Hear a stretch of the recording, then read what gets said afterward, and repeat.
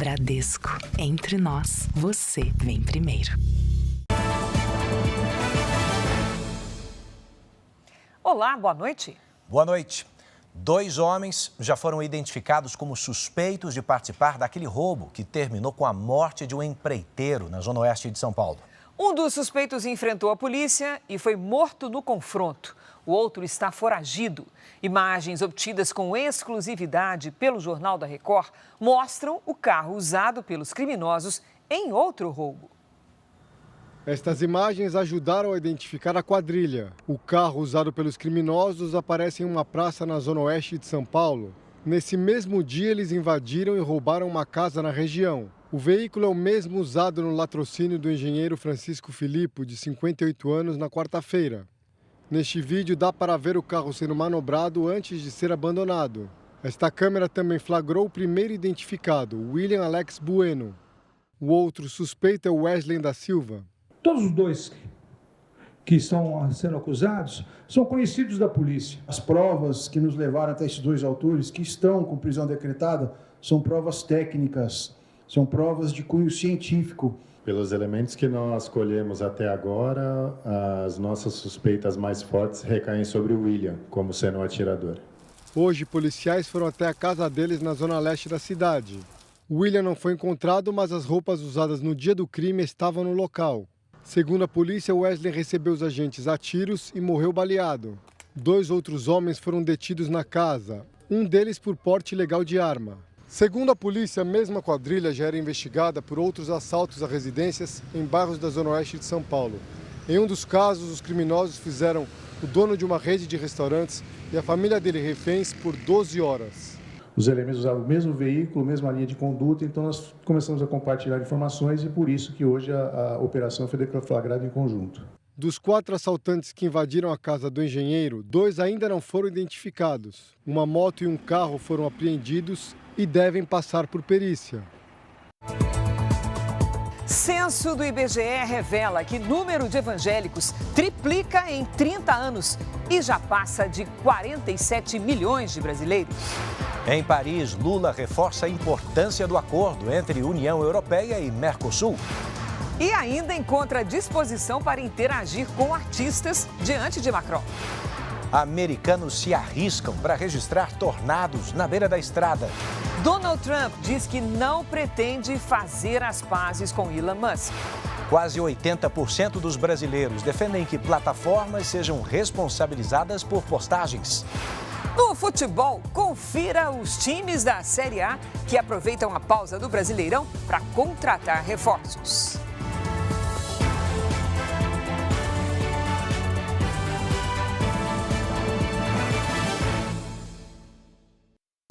Oferecimento Bradesco, cartões de crédito com benefícios de estrela de cinema.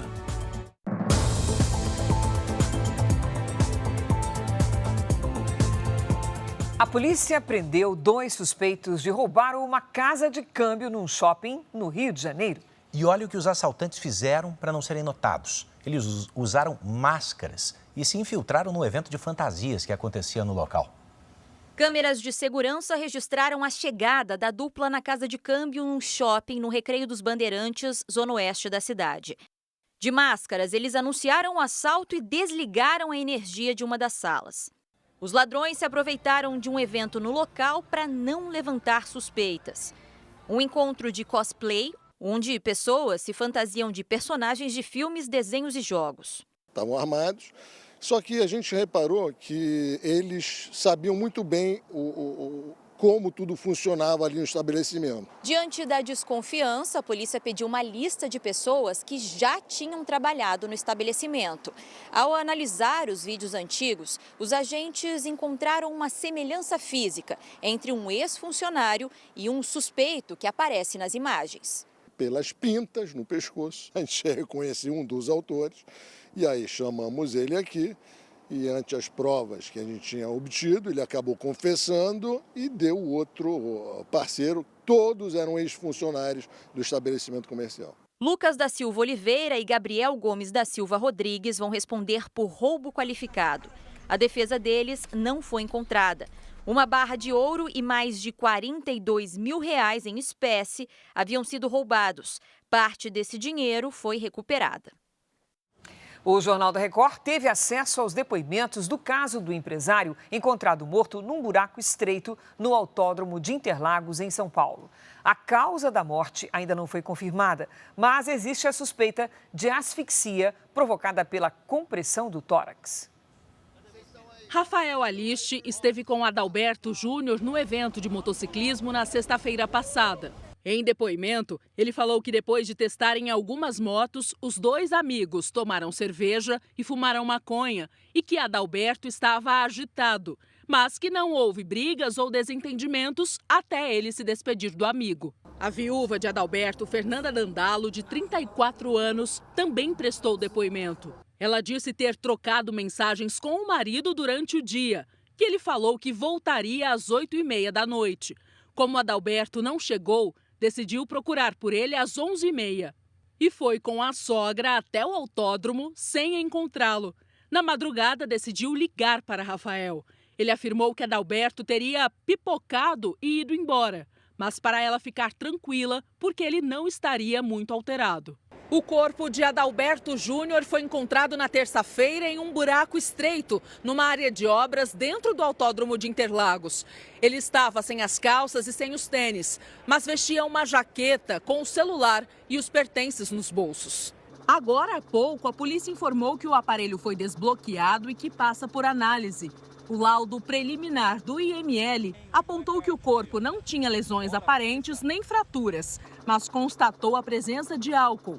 A causa da morte ainda não foi confirmada. Uma das hipóteses é a asfixia provocada pela compressão do tórax. Você vai conhecer agora o mais novo capítulo de uma das maiores polêmicas dos últimos tempos. Um homem foi preso por agredir um bebê de 4 meses. Foi em Belo Horizonte. Sabe o que ele disse à polícia? Que pensou que essa criança era um bebê reborn e que a mãe estava usando o boneco hiperrealista para furar a fila numa barraca de lanches. Uma câmera de segurança mostra o início da confusão. Nesta outra imagem, o homem tenta fugir, mas é contido e agredido pelas pessoas que viram quando ele deu um tapa na bebê de apenas 4 meses. A família da criança estava em um trailer de lanches que fica nesta praça em Belo Horizonte. Para a polícia, o homem disse que confundiu a menina com um bebê reborn e que a mãe estaria usando a boneca para furar a fila. No boletim de ocorrência, a mãe declarou que o homem disse ao pai da criança: "É um bebê reborn". O pai negou.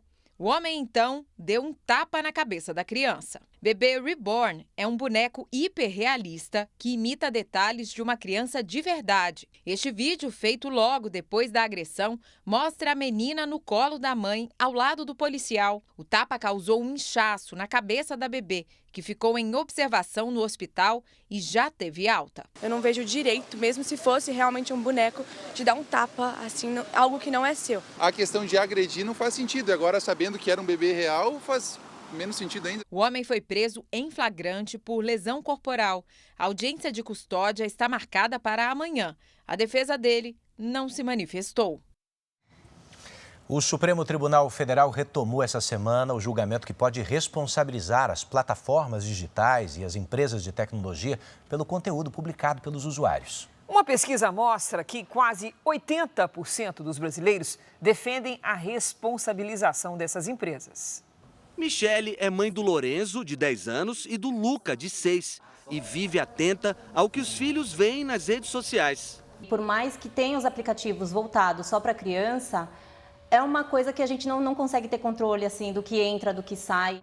Uma pesquisa mostra que 78% dos brasileiros acreditam que as plataformas digitais precisam ser responsabilizadas por conteúdos publicados. Para 64%, isso ajudaria no combate à desinformação e ao discurso de ódio. O levantamento ouviu 2.000 pessoas com 16 anos ou mais em todo o país. O que elas entendem é que as plataformas precisam ser pressionadas, cobradas, para terem algum tipo de moderação de conteúdo, para terem algum tipo de controle sobre aquilo que é publicado, enfim, para que, eventualmente, publicadores sejam responsabilizados por publicações de cunho homofóbico, racista ou algum outro tipo de crime que possa ser cometido nas redes sociais. O Supremo Tribunal Federal discute uma possível mudança nas regras para a remoção de conteúdos considerados ilegais nas redes sociais. Os ministros analisam se as plataformas devem ser obrigadas a retirar conteúdo ilícito do ar assim que forem notificadas por usuários ou apenas quando houver uma ordem judicial. Atualmente, pelo Marco Civil da Internet, as empresas só podem ser responsabilizadas se descumprirem uma decisão da Justiça. Enquanto a Justiça não define os limites da atuação das plataformas, famílias como a da Michele seguem tentando proteger os filhos no ambiente virtual. É isso que a gente espera, um ambiente digital seguro. Em nota, a empresa dona das principais redes sociais afirma que usa tecnologia automatizada e revisão humana para identificar conteúdos nocivos e que colabora com as autoridades. O Supremo Tribunal Federal decidiu manter a condenação da deputada licenciada Carla Zambelli. Luiz Fara Monteiro tem os detalhes direto de Brasília. Oi, Fara. Oi, Edu. Boa noite a você, a Cris e a todos que acompanham essa edição do Jornal da Record.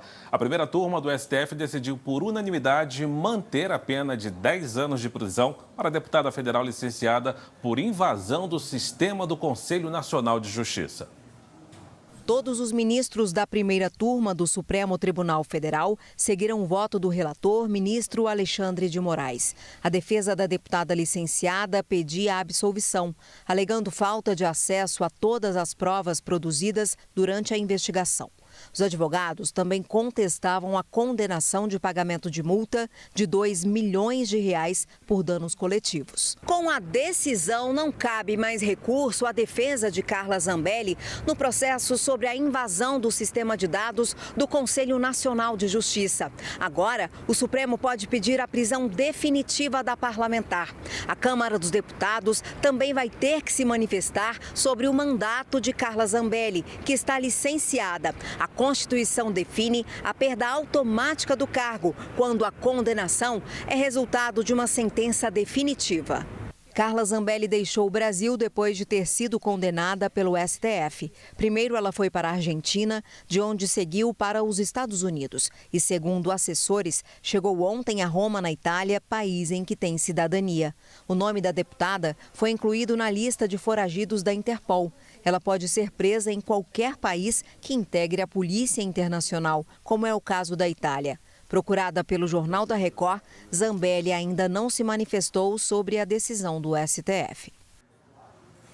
As empresas americanas Rumble e Trump Media entraram com pedidos na Justiça dos Estados Unidos contra o ministro Alexandre de Moraes, do Supremo Tribunal Federal. Em 62 páginas, a Rumble e a Trump Media pedem que a Justiça declare que as decisões de Moraes são inexequíveis nos Estados Unidos, por serem inconsistentes com a Constituição americana. Exigem uma medida cautelar para que não se cumpra qualquer ordem de mordaça nos Estados Unidos. Pedem ainda que Moraes seja proibido de obrigar as plataformas de tecnologia a excluírem qualquer aplicativo de suas lojas online. Exigem ainda a reparação de danos à reputação, perda de receita e oportunidade de negócios perdidas por causa da interferência de Moraes. A Trump Media, empresa do presidente americano Donald Trump, e a Rumble acionaram em conjunto a Justiça da Flórida para responsabilizar o ministro Alexandre de Moraes por suposta censura. A alegação é de que Moraes violou a primeira emenda da Constituição dos Estados Unidos, que trata da liberdade de expressão. Na ação, as empresas afirmam que as ordens de silêncio, conforme emitidas, censuram o discurso político legítimo nos Estados Unidos, minando proteções constitucionais fundamentais. As ordens exigem ainda que a Rumble designe um representante legal no Brasil, exclusivamente para o propósito de aceitar a notificação das ordens de silêncio e submeter-se à autoridade do juiz Moraes. Um dos casos citados no processo é o do blogueiro Alan dos Santos, que mora nos Estados Unidos e foi alvo de decisões do ministro. A Advocacia Geral da União afirmou hoje que o escritório da instituição nos Estados Unidos vai acompanhar o caso e prestar apoio a Moraes. O Supremo e o ministro não se pronunciaram sobre o caso. Para saber mais notícias de Brasília, você pode acessar a qualquer momento o r7.com. Agora, você segue com essa edição do Jornal da Record. Fim de semana chegando? Então vamos conversar com a Lidiane Sayuri para saber quais são os destaques da previsão do tempo. Oi, Lid, boa noite. Tem alerta para esse final de semana? Tem alerta de chuva sim. Cris, boa noite para você. Edu, boa noite. E uma boa noite para você que está com a gente. As instabilidades continuam sobre os extremos do país. Em São Paulo, sábado de céu encoberto com pancadas de chuva à tarde, máxima de 24 graus. Na capital federal, tempo firme e esquenta até os 28. Em Manaus, chove a qualquer hora e faz até 31. Hoje, os maiores volumes de chuva caíram sobre os estados do Sul e do Nordeste. Aqui nas imagens de satélite, vemos céu limpo na maior parte do país. Amanhã, a circulação de ventos em diferentes camadas da atmosfera coloca o Paraná e o sul de Mato Grosso do Sul na rota dos temporais. No Sudeste, o avanço de uma frente fria pelo oceano reforça as instabilidades entre o Rio de Janeiro e o Espírito Santo. Sábado à tarde, com 19 graus em Porto Alegre. No Rio de Janeiro, faz até 27. Em Cuiabá, calor de 34. 28 em Maceió e até 29 graus em Macapá. Chegou a hora do nosso Tempo Delivery. O Antônio é de Anápolis, Goiás. Oi, Antônio. Os próximos dias vão ser de tempo firme com bastante sol e as temperaturas variam entre os 27 e os 28 graus. O Agnildo é de Aracaju, capital de Sergipe. Bem-vindo, Agnildo. Até segunda, o tempo continua bastante instável e as pancadas vêm à tarde. Mesmo assim, esquenta durante o dia e as máximas ficam entre 28 e 29 graus. Participe também do Tempo Delivery. Poste seu pedido nas redes sociais com o nome de uma cidade e a hashtag você no JR. Cris, Edu? Obrigado, Lidiane. A seguir, uma briga de bilhões. Elon Musk tenta reaproximação depois das críticas, mas Donald Trump não pretende voltar a conversar com o bilionário. E ainda hoje, em Paris, presidente Lula recebe homenagens e defende acordo comercial entre Mercosul e a União Europeia.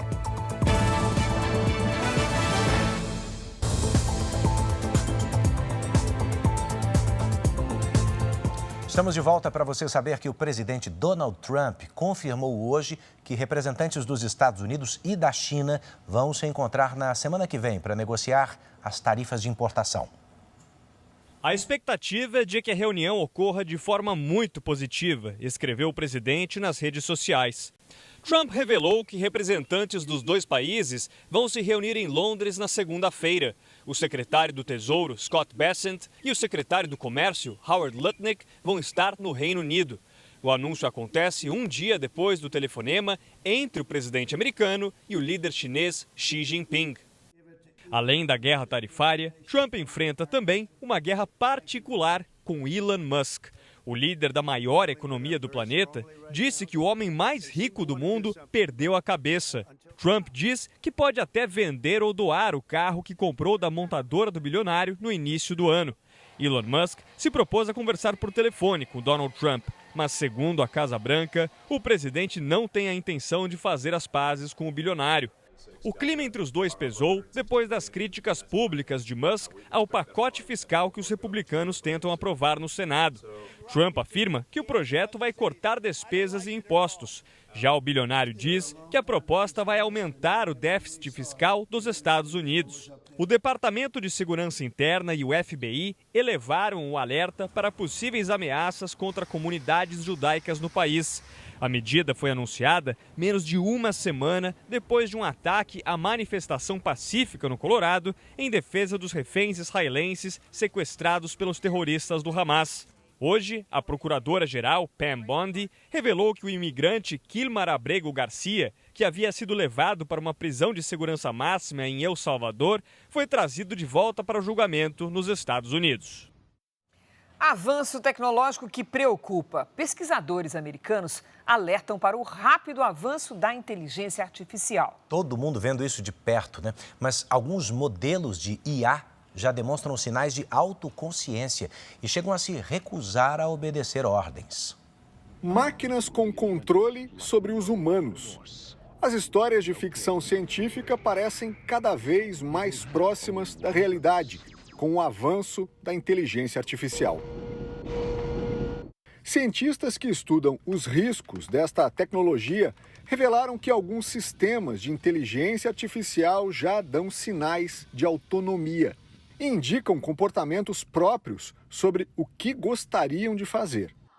Em testes realizados com uma versão mais avançada da tecnologia, o sistema se recusou a cumprir um comando. O pedido era para que a máquina se autodesligasse. Em várias tentativas, a resposta foi não. A preocupação dos pesquisadores cresce em um momento em que os programas de inteligência artificial passaram a fazer parte do nosso cotidiano. E à medida que usamos, esses sistemas aprendem cada vez mais. Não só absorvem informações, já são capazes de se reprogramar sozinhos. O alerta é de Geoffrey Hinton, conhecido como o padrinho da inteligência artificial. A IA sabe programar, então vai descobrir maneiras de escapar das restrições que impomos a ela, disse Hinton. Veja a seguir. Novo censo mostra que o número de evangélicos triplicou em 30 anos. E também a busca por reforços nos clubes da Série A do Brasileirão. A janela de transferências movimenta o mercado da bola. E o Flamengo anuncia Jorginho, que jogava na Inglaterra.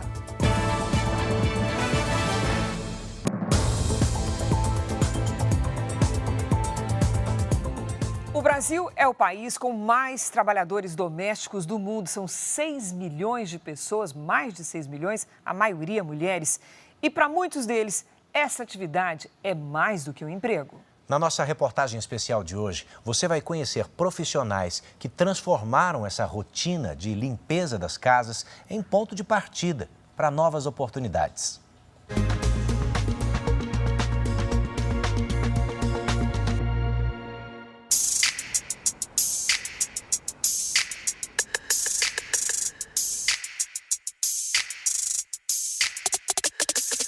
Prêmios e certificados são motivo de orgulho para Gilda.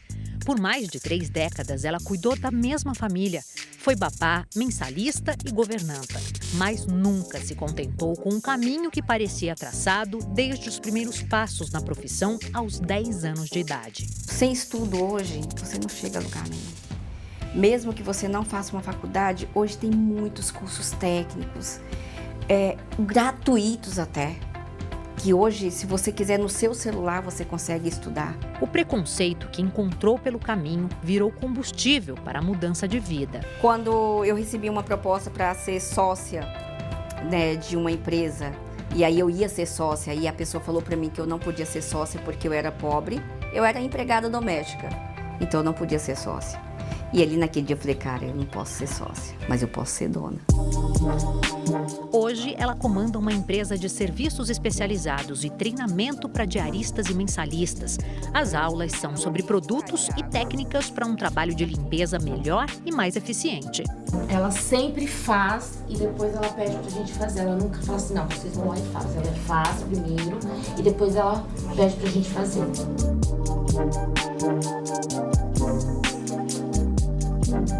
Em um país onde as trabalhadoras domésticas enfrentam uma realidade de preconceito e luta por direitos, muitas transformam o pano de chão em bandeira para conscientizar sobre o valor da profissão. Hoje, elas dão voz a milhões de mulheres que querem mais do que apenas sobreviver. Querem qualidade de vida, respeito e oportunidades. A Zilda é advogada neste escritório em São Paulo. Ela defende domésticas em casos de violações de direitos trabalhistas, situações que viveu na pele.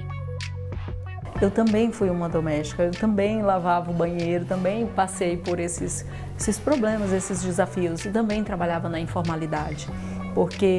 E hoje, estar na posição de defender essas mulheres, de ajudar com o conhecimento que eu tenho, é muito gratificante, fazer com que os direitos dela sejam respeitados, para que ela tenha um amparo e receba esses direitos. A profissão de diarista também marcou um recomeço para Verônica. Com criatividade e bom humor, Verônica recriou cartazes de filmes famosos para divulgar na internet o trabalho como diarista, uma ideia que mudou a vida dela. Quando eu comecei a fazer faxinas, eu morava no extremo da Zona Leste e fazia faxinas na região central. E isso já me fazia 1h30, 2 de deslocamento. E no meu caso, eu usava esse tempo para pensar no que eu ia postar nas redes sociais. O último trabalho da Verônica como diarista foi em 2020. Com mais de 290 mil seguidores só numa rede social, ela escreveu um livro para contar a própria história e inspirar outras trabalhadoras domésticas. Muitas pessoas elas só conseguem ascender na carreira, elas só conseguem fazer o que elas fazem porque tem alguém cuidando da casa delas. Se elas tivessem a real noção da importância delas, elas se sentiriam muito melhor e isso refletiria de um jeito muito melhor da posição delas na sociedade. Mostrar para elas que ser uma empregada doméstica é uma profissão de valor. E que é uma profissão de valor. Você não vai colocar dentro da sua casa alguém que você não confia. Lembra da inflação alta dos alimentos? Pois é, os itens da cesta básica ficaram mais baratos em 15 das 17 capitais pesquisadas no país. Ainda assim, os paulistanos foram os que pagaram mais caro em maio, isso de acordo com o Diese. No preço do tomate, um alívio para a Cristiane. Anda um pouquinho mais barato. Já aproveita e já pega um pouquinho mais para fazer molho natural, para fazer outras coisas. Em maio, o produto ficou mais barato nas 17 capitais onde a pesquisa da cesta básica é feita. A maior queda foi em Belo Horizonte. O arroz também teve redução, principalmente em Vitória. E mesmo com a alta na maioria das cidades de produtos como a carne bovina de primeira, o café e o pão francês, a cesta básica ficou mais barata em 15 das 17 capitais. As maiores quedas foram em Recife, Belo Horizonte e Fortaleza. Os preços ficaram estáveis em Florianópolis e Belém. Quem pagou mais caro pela cesta básica em maio foram os moradores aqui de São Paulo, quase R$ 900. E é sempre com base no valor mais alto do país que os pesquisadores calculam quanto deveria ser a renda de uma família de 4 pessoas para cobrir gastos não só com alimentação, mas também com moradia, saúde e outras despesas básicas. Nesse caso, o salário deveria ser de R$ 7.528. Uma família que ganha um salário mínimo ou 2 salários mínimos, que os dois trabalhem e ganhem isso, eles vão ter muita dificuldade de comprar alimentos de qualidade e pagar todas as contas que precisam. Apesar da redução no mês passado, a cesta básica acumula altas desde o início do ano em todas as capitais. Talvez a gente entre num período de um pouco mais de estabilidade em termos de preços de alimento. E se a comida pesa menos, sobra mais para outras necessidades. Para a gente poder gastar com outras coisas, com a diversão, que também isso tudo é muito importante para a saúde, nutre a gente de uma outra forma. Uma carga milionária de cigarros contrabandeados foi descoberta em um estaleiro clandestino construído na Ilha do Marajó, no Pará. Investigações da Polícia Federal mostram que os rios da região também são utilizados para o tráfico internacional de drogas.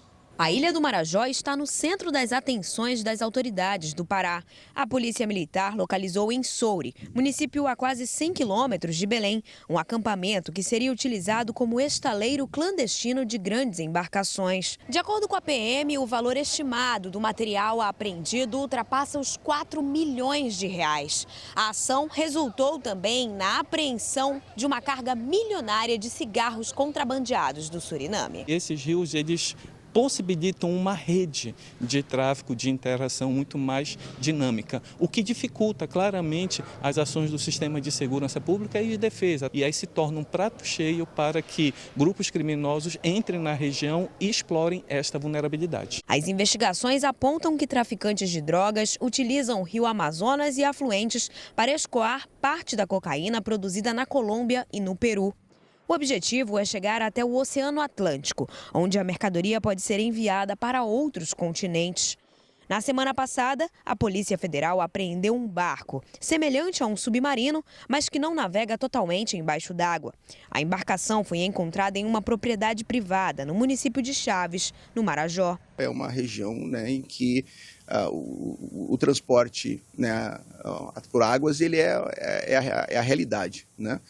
Então, assim, o pessoal local aqui tem um know-how muito grande na construção de embarcações. Agora a PF investiga se o barco pertence a um grupo criminoso internacional.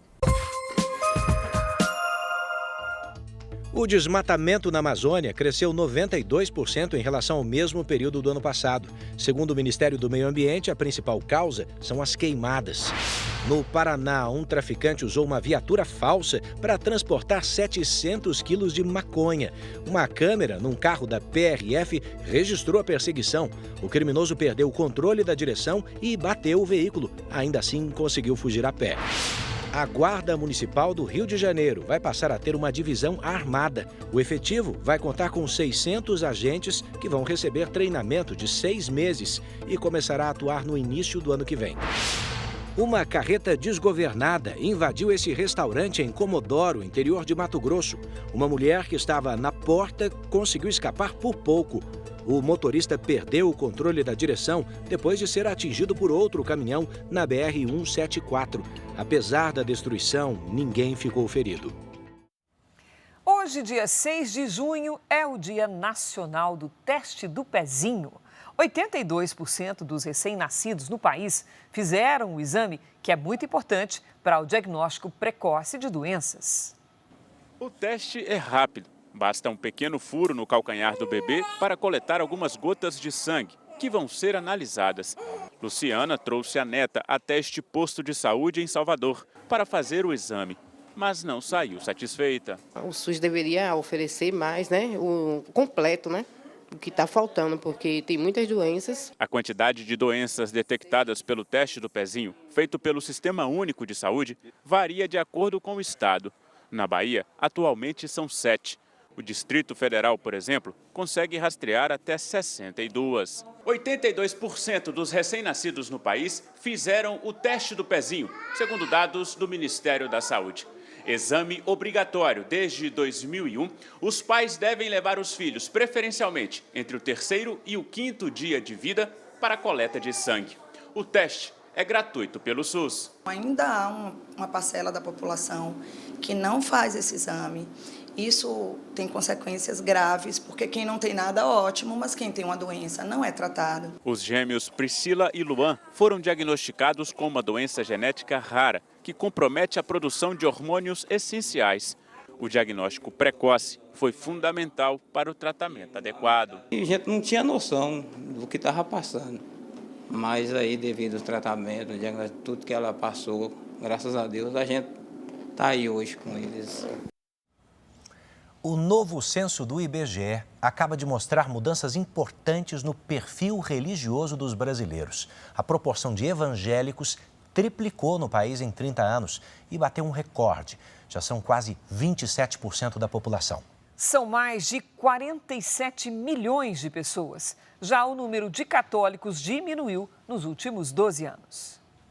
Foi na leitura da Bíblia e nas reuniões na igreja evangélica que essas famílias encontraram força e fé para enfrentar os desafios do dia a dia. Hoje a gente vê no mundo a falta de esperança e com isso a falta de amor, a falta de respeito, o mínimo que a gente precisa ter um com o outro. E quando nós vivemos essa fé, nós cremos na esperança, no que falta de modo geral para o mundo todo. A todo momento você tem uma experiência com Deus. Tudo que você precisa, você tem um canal direto com Deus, você fala com Deus e Ele te responde. Histórias como essas são cada vez mais comuns no Brasil. É o que mostra o censo 2022 do IBGE.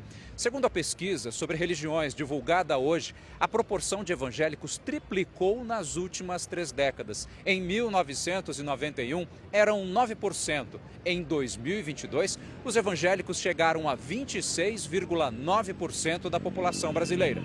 É o maior crescimento já registrado. Hoje, mais de 47 milhões de brasileiros se declaram evangélicos, o equivalente a 1 em cada 4 habitantes. Eu vejo que o crescimento do evangelho no Brasil se dá pela forma que ele é pregado, uma forma poderosa, onde traz para as pessoas respostas para as suas dores, especialmente as dores da alma. A fé evangélica nos ensina uma prática, mas é uma prática que vem de um encontro, de uma comunhão, uma experiência pessoal com Deus. E as pessoas, elas estão buscando isso. Os evangélicos também são o grupo religioso que mais aumentou, 5,3 pontos percentuais entre 2010 e 2022. No mesmo período, o grupo dos católicos encolheu 8,4 pontos percentuais, o menor número em 153 anos. O censo também revelou outras crenças e posições religiosas no país. 9,3% declararam não ter religião. 4% fazem parte de outras religiões. 1,8% é espírita. 1% é da Umbanda e Candomblé. E 0,1% pratica religiões de tradições indígenas. A presença evangélica é forte em todo o país.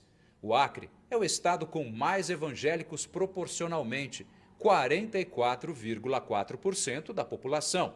Em 58 cidades, os evangélicos são maioria, como em Arroio do Padre, no Rio Grande do Sul, Arabutã, em Santa Catarina, Santa Maria de Jetibá e Laranja da Terra, no Espírito Santo, e Senador Salgado Filho, no Rio Grande do Sul. O aumento foi impulsionado principalmente pelas mulheres e jovens. Elas são a maioria entre os evangélicos e mais de 30% das crianças e adolescentes de 10 a 14 anos também se declararam pertencentes à religião, o que aponta uma tendência de crescimento nos próximos anos. E sempre encontramos portas de igrejas abertas. A igreja tem essa proposta, que é também vinda do evangelho, a proposta de levar o espiritual, mas também levar o social. Os evangélicos também estão entre os brasileiros com as menores taxas de analfabetismo, menos de 5,5%, menor do que a média nacional. Entre os católicos, o percentual é de 7,8% e 24,6% nas religiões de tradição indígena. A conexão digital também é alta entre os evangélicos. Em 90,5% dos lares desse grupo, há acesso à internet. Eu consigo ter amor pelas pessoas, né? Isso eu aprendi dentro da fé, ter amor, carinho, empatia, né? Acolhimento ao próximo, fazer do meu próximo como a mim mesmo. E isso me motiva. O presidente Lula foi homenageado hoje na França com o título de Doutor Honoris Causa. O título foi concedido pela Universidade Paris 8, em Saint-Denis, na região metropolitana de Paris. Já lecionaram na instituição personalidades como o filósofo Michel Foucault e o psicanalista Jacques Lacan. Com o presidente Emmanuel Macron, Lula inaugurou a exposição do artista brasileiro Ernesto Neto no Grand Palais, um dos principais centros culturais da capital francesa. O presidente quebrou o protocolo, tirou os sapatos e o paletó e deitou numa plataforma para fotografar e interagir com os equilibristas que se apresentavam em uma corda bamba. Mais tarde, o presidente participou da cerimônia de certificação do Brasil como país livre de febre aftosa sem vacinação, concedida pela Organização Mundial de Saúde Animal. Eu sonho que logo esse país vai estar sendo a 6ª economia mundial. Eu sonho que a gente vai crescer mais do que os pessimistas dizem que a gente vai crescer. O presidente Lula também sugeriu reunir agricultores brasileiros e franceses para resolver o impasse do acordo comercial entre Mercosul e União Europeia. O presidente Macron tem se posicionado contra o acordo União Europeia e Mercosul. Disse para ele, olha, se você tem problema com os agricultores franceses, vamos conversar com eles. Eu sempre defendi que essa relação comercial é uma via de duas mãos.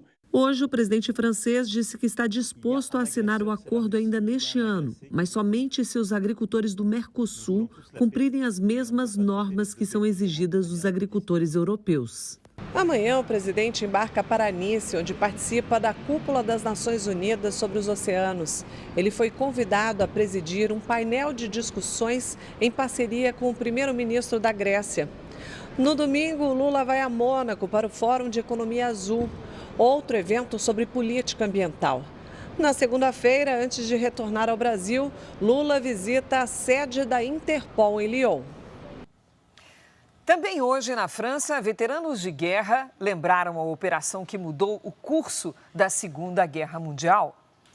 Veteranos do Exército Americano participaram da homenagem aos soldados mortos em combate na maior ação militar conjunta da história. Há exatos 81 anos, começava a operação que ficou conhecida como o Dia D. Mais de 150 mil soldados aliados desembarcaram na região francesa da Normandia, marco na derrota das tropas nazistas. A Rússia lançou hoje mais de 400 drones e 40 mísseis num único ataque contra a Ucrânia. O bombardeio atingiu 6 regiões do país, incluindo a capital, Kiev. Pelo menos 4 pessoas morreram. O exército russo informou que os ataques tinham como alvo instalações de infraestrutura militar e que foram uma retaliação à ofensiva ucraniana que destruiu aeronaves russas no último domingo. A Ucrânia também divulgou hoje imagens de um ataque contra um depósito de combustíveis na Rússia.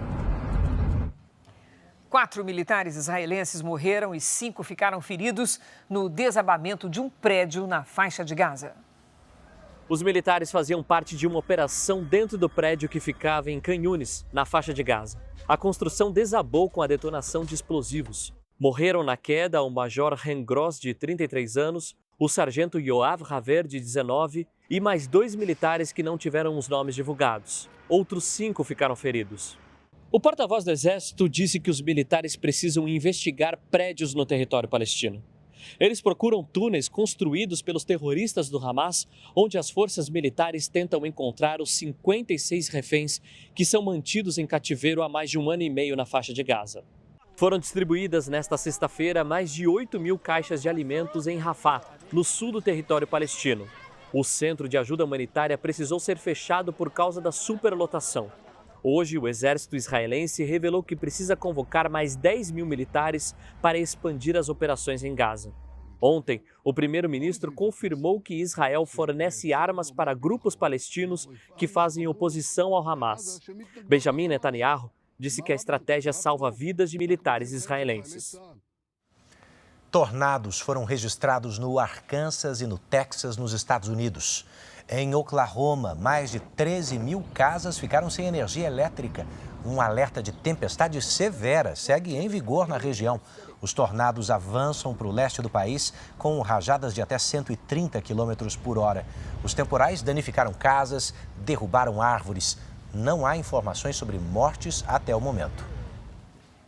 Como você acompanhou no início do Jornal da Record, a polícia acaba de confirmar a prisão do suspeito de atirar no construtor Francisco Filipo num assalto em São Paulo. William Alex Bueno, de 35 anos, foi preso na Zona Leste por investigadores do Departamento de Investigações Criminais. Os policiais ainda tentam identificar outros 2 suspeitos que participaram do latrocínio na quarta-feira. Agora eu quero dizer que está aberta a janela de transferências do futebol brasileiro. Ô Bruno, o mercado está quente? Começaram já as compras e vendas? Tá muito quente, até porque as equipes têm objetivos muito grandes na sequência, já pertinho. Os times do Rio de Janeiro são os que mais estão se mexendo. Botafogo e Flamengo já acertaram os primeiros reforços para a Copa do Mundo de Clubes.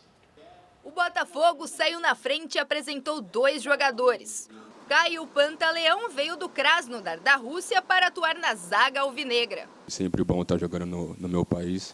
O outro reforço é a jovem promessa argentina, Álvaro Montoro. O meio-campo de 18 anos estava no Vélez Sarsfield e também interessava ao Flamengo. Clube muito lindo. Desde o primeiro dia que chegas, te das conta de que é uma família. Te lo apresentam como tal e é isso. O último campeão da América. O Flamengo também investiu nesta janela de transferências e contratou Jorginho, que estava no Arsenal, da Inglaterra. O jogador terá o maior salário da história do clube e vai receber mais de 2 milhões de reais mensais. O brasileiro naturalizado italiano foi o terceiro melhor jogador do mundo em 2021. Ele desembarcou hoje no Rio. Já assinou o contrato e recebeu a camisa 21 e vai jogar a Copa do Mundo de Clubes. O treinador quer sempre reforços. Eu sempre quero, se puder, todos os dias eu bato na porta dele e quero os melhores jogadores. Pelo Brasileirão, a Record transmite Fortaleza e Santos ao vivo, a partir das 7 da noite na próxima quinta-feira. Os dois times estão em lados opostos no mercado. O Santos perdeu Léo Godoy, que foi para o Independiente, na Argentina, e pode ficar sem Soteldo, que negocia com o Fluminense. Já o Fortaleza apresentou nesta semana o meia Matheus Pereira, que já pode estrear contra o Peixe e está perto de fechar com o chileno Diego Valdés, atualmente no América do México. O primeiro jogo da final da NBA, a Liga de Basquete Norte-Americana, foi emocionante. A cesta da vitória foi marcada no último segundo. O Oklahoma City Thunder, que jogava em casa, liderou o placar durante todo o jogo. Mas nos segundos finais, o Indiana Pacers virou o placar com uma cesta de Tyrese Haliburton, craque do time, com um cronômetro praticamente zerado. Final 111-110. As duas equipes voltam a se enfrentar no domingo. Quem vencer 4 numa melhor de 7 partidas é o campeão da NBA.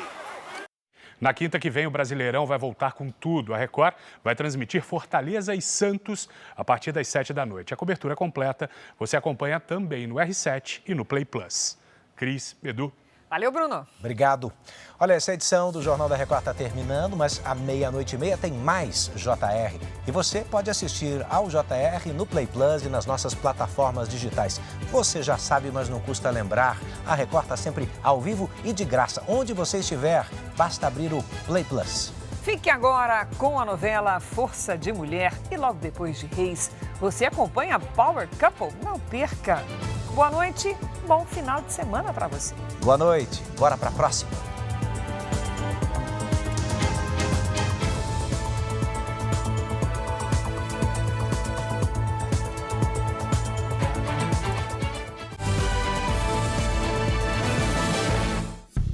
Bradesco, entre nós, você vem primeiro.